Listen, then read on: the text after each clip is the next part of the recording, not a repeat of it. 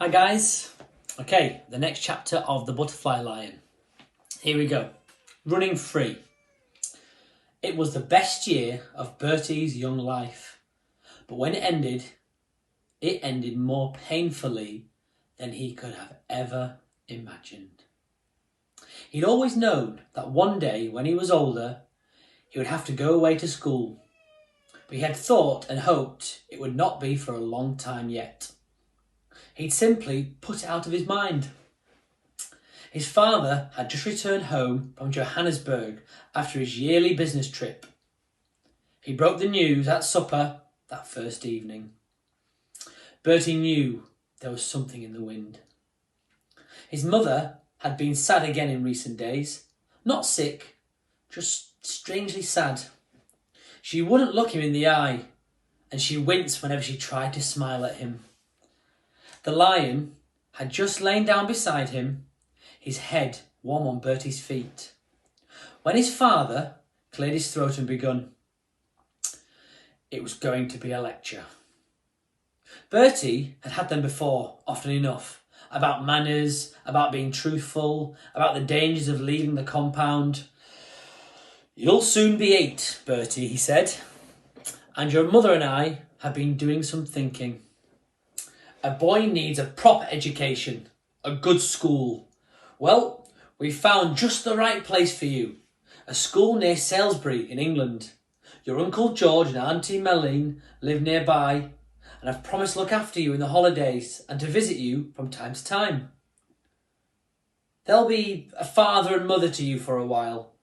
You'll get on with them well enough, and I'm just sure you will. They are fine, good people. So you'll be off on the ship to England in July.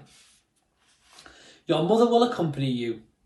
She will spend the summer with you in Salisbury, and after she has taken you to your school in September, she'll then return here to the farm. It's all arranged."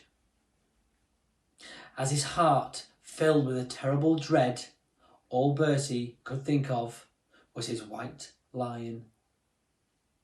"But the lion!" he cried. "What about the lion?" "I'm afraid there's something else I have to tell you," his father said.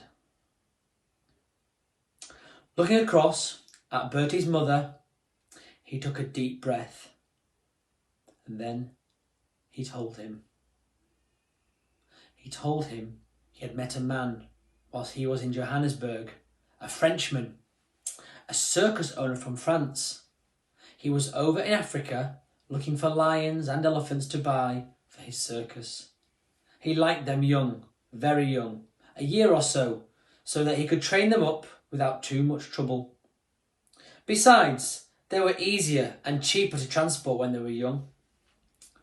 He would be coming out to the farm in a few days' time to see the white lion for himself. If he liked what he saw, he would pay good money and take him away. It was the only time in his life Bertie had ever shouted at his father, "No, no, you can't!" It was rage that wrung the hot tears from him, but they soon gave way to silent tears of sadness and loss. There was no comforting him, but his mother tried all the same. "We can't keep him here forever, Bertie," she said.